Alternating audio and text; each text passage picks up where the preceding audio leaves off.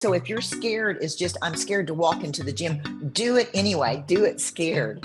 And then you're going to feel so good. I've got goosebumps talking about it. You're going to feel so good when you do it, after you do it, because you're going to feel like you are worthy and you did it.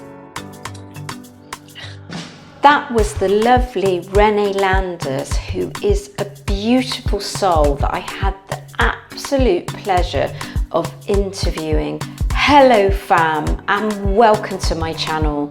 My name's Melissa Neal, and this channel is all about helping you if you're a woman over 40 or like me over 50, get in fantastic shape. And this time we're actually talking about a woman over 70. She's actually 71 and she's a bikini competitor. So she's so inspiring, and I showed this video of her recently and tons of you left comments saying that you would love to learn more about her. I had to get her onto my channel to talk to you guys, to maybe give you some inspiration. I'm sure you're going to agree when you listen to this. She is an absolute inspiration. So let's get into it. I've just worked out over the years, didn't really work out with weights consistently till later on in life. But as I was getting older and in my 30s, and I had my son when I was like 34, I had been a runner during that time. I was running, 10Ks even during my pregnancy. But once I finished, once my son was born, I got started running again, and I could only get up to like 2 miles of running. And then my back was just killing me. My lower back, I couldn't handle it. I went to the doctor and he said, Renee, you have some serious problems. You can't continue to run. And I was pretty much devastated because that was like my big fitness thing. And, people who run, you get the endorphins and all that. But I knew I wanted to continue being fit. What are you going to do? So I just did the best I could. When I got to be 58, I had a lower lumbar fusion. I had tried everything else. Nothing was working. It got so tough. I mean, I could barely walk. I'd actually started thinking, how am I going to run my business if I can't walk? Can I go there in a wheelchair? I started buying craft things that I could do if I couldn't walk. I mean, just my life was going to change big time. And luckily, I found a great neurosurgeon who did this surgery on me. I had spondylolisthesis. That's the diagnosis. And I had a lower lumbar fusion of my L5 and S1 at 58 years old. That was kind of the beginning of the rest of my wonderful life, actually. It was kind of a silver lining because the doctor who performed it said, go get your rehab and get busy. And so that's what I did. I got rehab. I was approaching my 60s, and I decided, okay, I want to be as fit as possible. I want a strong core. I need to, because when you have back surgery, you need to have a strong core to support your body. And I had grandkids and I wanted to enjoy them. I love to dance. I love to travel, and I wanted to keep doing all that. So that's when I started lifting weights at about 60 years old. I went to a doctor and I said, okay, I've got to get myself together. I was going through menopause, right? And menopause is just kicks you in the butt when you're, a mature woman. And one of my doctors put me on hormone replacement therapy. It's not for everybody, but they put me on it. And they also introduced me to the trainer, Dustin Jackson, who is still training me today, 11 years later. And I guess that was the beginning of my serious, wonderful rest of my life was this. So I started lifting weights with Dustin. He was training me. He has his master's in kinesiology and dietetics. So he knows how to train someone with a surgery like mine. And he's trained me successfully over the years. And I haven't had any injuries because we're training carefully. And I can't stress that enough with people. Don't push your body past their limits. You've got to be smart about it. And the older you get, the more you realize that. We get injured here and there, and we start realizing, well, we can't do everything in a week or two. We've got to, be careful about how we do it. I was getting bored with the same old things. Going to work out. We're working out 2 or 3 times a week, and And, it gets like, where am I going next? And he said, I can see you on stage. And this is a woman in her 60s, he's telling this to. And I didn't even know what it was. I said, well, what is on stage? What's bodybuilding all about? So I did my research, and I could not get past putting on a sparkly, skimpy bikini and getting on stage in front of a bunch of strangers.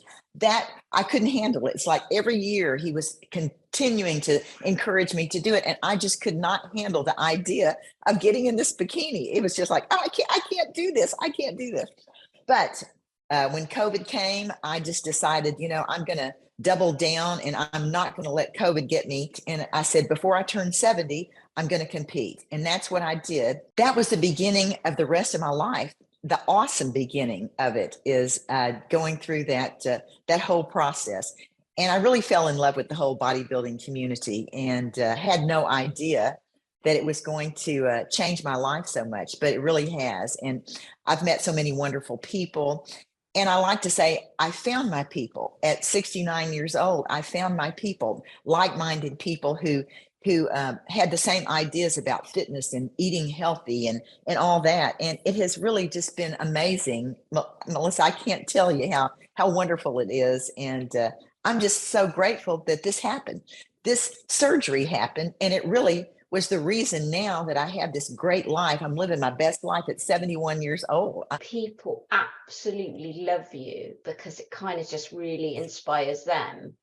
And especially because of the issues you've had with your back as well, because a lot of people would just give up. What was the difference then between when you were training regularly for just doing strength training before you decided you were going to sort of compete in a show? What was the kind of difference then in how you need to approach your training and nutrition? I was just kind of working out, and I was eating okay. I wasn't really tightening up my eating like you need to if you're going to compete. But when I made that decision to compete at about 68 years old, I had already been lifting weights for several years, but I wasn't on point with nutrition. And I had to take steps to do that, picking the right food, eating at the right time, the usual things you have to do to compete. And it was just something inside of me. Why do I want to compete? Well, it's there, and it's a goal, and and I had no idea that it would change my life so much, but it did.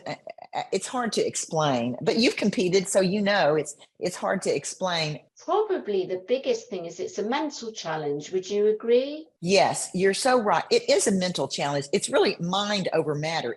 Your mind is that's the whole thing, is training your mind. And if your mind is set, then the rest of it, everything kind of falls into place. There's no doubt that it's more of a challenge when you're 71 competing with 50 years old people. It's tough. Well, I just didn't know that was so unique. I've competed in 6 shows, and I've placed well in some of them, but you don't have there's not as many women in them. And I want to get my pro card for the NPC, just like other people do that are 30 and 40. And that's not easy whenever you are competing with women. The categories are isolated, right? I mean, I'm competing with the women in their 60s. 60 plus is the oldest category you can compete in. I'm one of a handful of women. There aren't many women as old as me. There are a few, but I think it's important to start spreading this word now to these women who are in their 30s and 40s, that you still have a lot of life left. Women that get into their 50s, they don't feel good. They're in menopause. It's tough. You're gaining weight and all these things. And it's not the end. And I guess that's we got to get the word out, Melissa, that is not the end. And there's so much life left to live when you're in your 50s. And I mean, look, I'm 21 years older than a 50-year-old. And I feel like life is, I've still got a ton of life left. And so do 50-year-old women. And they need to understand that. It's a mindset. I say no old speak. Don't talk old speak around me. Don't think old. This is what happens. People, it's how they think. And you can think young, or you can think, oh, I choose to think young. And I feel like that makes all the difference. It's in here, it's up here, and it's what you think. Do you know, one of the things I get, Renee, people say to me a lot, and you've probably come across this because you've got a bit of a, you've got a large social media following, you've got an Instagram page, haven't you? You've got a TikTok. And I find women say to me, well, I don't want to go into a gym. Women are intimidated by the gym. Every woman deserves to go to the gym. Don't be intimidated. Sure, it's understandable if you're unfamiliar. We all deserve to go to the gym at whatever level you are. And I think that's important, that women need to know that. You just tell yourself, I'm going, I deserve it. I can pay for my membership, whatever it is, and just go. And I guess that's the first thing, there's this thing, do it scared. I did it scared. I got on the stage scared, but you do it anyway. So if you're scared is just, I'm scared to walk into the gym, do it anyway, do it scared. And then you're going to feel so good. I've got goosebumps talking about it. You're going to feel so good when you do it, after you do it, because you're going to feel like you are worthy and you did it. I think it's important. It's just the truth. And women in their 40s, 50s, 60s that don't feel like they are worth it, change it. Change your mind. You can change your mind. You have that whole power to do that. And you got to start somewhere. Maybe you're going to start lifting small weights at home. Just start. And I guess that's the thing. The day you start, you're going to feel so much better about yourself once you get started. And it's so worth it. Mine was a slow journey, and whoever thought, I never imagined that I would be here today talking to you, or maybe making a difference with women. But I am, and I'm just I'm so grateful. I really am.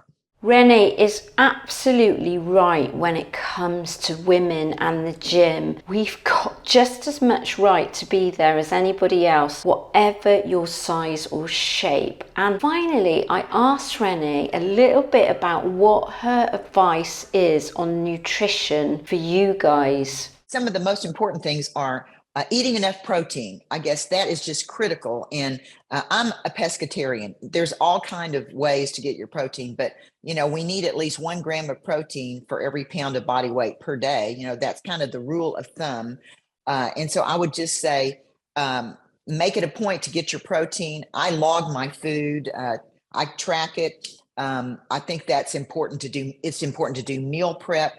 If you're serious about your fitness journey, a lot of people do meal prep, and I do meal prep. I think the other thing is, whenever we go through this journey, we're going to screw up. We're going to eat the wrong foods, and we're going to feel mad at ourselves for doing it. And all I just want to say is, if you screw up, forgive yourself. Just forgive yourself, and you just start over right then, and just forget about that. Forget about what you did. You're starting over, and don't ever stop. Just keep doing it. And consistency is going to eventually make a difference. Consistent, eating good food, consistently lifting your weights, and doing your cardio. Cardio is important. There's all kinds of things that are important, but just don't stop, and surround yourself with positive people. No negative self-talk. I guess that's the other thing. You don't bash yourself.